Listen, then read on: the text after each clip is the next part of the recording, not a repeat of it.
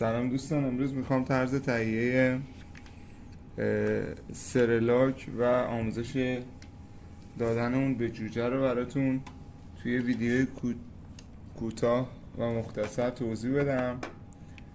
اول آبمون که جوشه رو میریزیم، یه مقدار صبر میکنیم تا دمای آبی که داریم از اون دمای جوش بیاد پایین تر و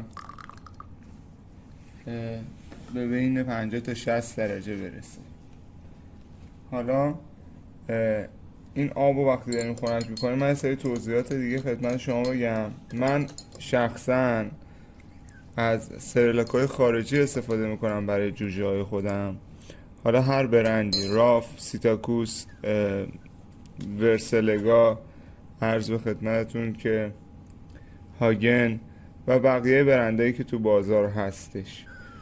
و برای اینکه حالا این تجربه شخصی منه، به خاطر اینکه یه خورده سوخت و ساز بدن جوجه رو بالا ببرم و ویتامین ها رو بیشتر بهش برسونم. البته خود سرلاک ها همه مواد مغذی رو داره، ولی برای اینکه حالا یه مقدار بیشتر بتونم تقویت کنم سرلاک رو برای جوجه ها، شخصا و تجربه شخصی من اینه که توی نیم کیلو سرلاک 5 گرم نکتون اس، 5 گرم پروبیوتیک، حالا یا نکتون یا ورسلگا، هر کدوم برنده خارجی، 5 گرم بیوتن نکتون و عرض به خدمتتون که 5 گرم MSA رو توی نیم کیلو سرلاک مخلوط میکنم و برای جوجه استفاده میکنم تو اون سرلاکی که میدم.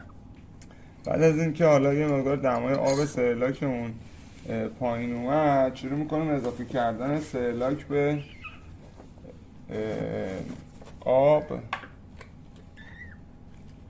به نحوی اضافه میکنیم که سفت نشه، یعنی شلشل اضافه میکنیم، هی فلزاتش رو بالا میبریم.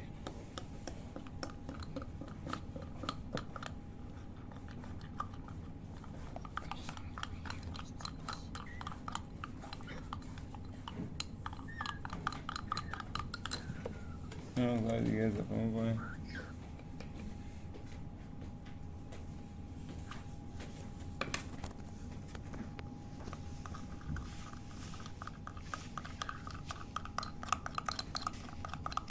سرلاک به این صورت که در اومد، یعنی نه سفت به سفت نه نرمه، نه به صورت ماست چکیده، قشنگ هم میزنیم این دونه دونه ها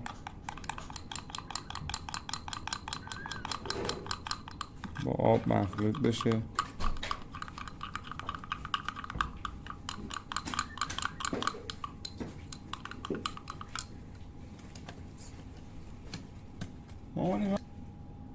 غلظت سرلاکمون به این صورت که در اومد،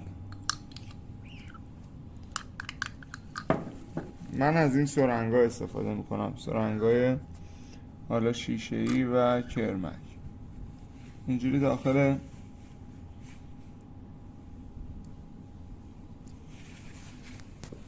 سرنگمون میکشیم،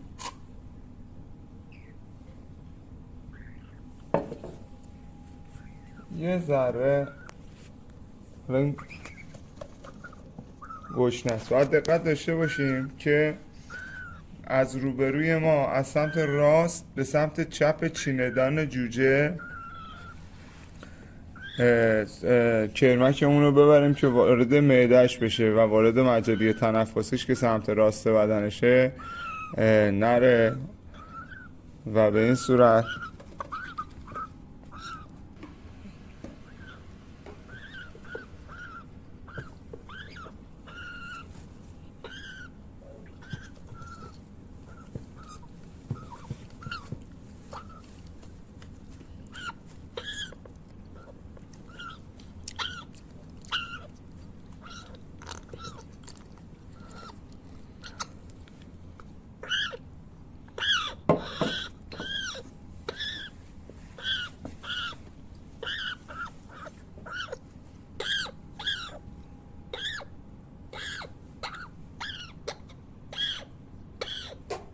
این نکته رو باید بدونیم، به خاطر اینکه حالا سرنگ و کرمک تکون نخوره، دستمون رو بغل سر جوجه میگیریم که بتونیم یه حفظ تعادلی براش ایجاد بکنیم.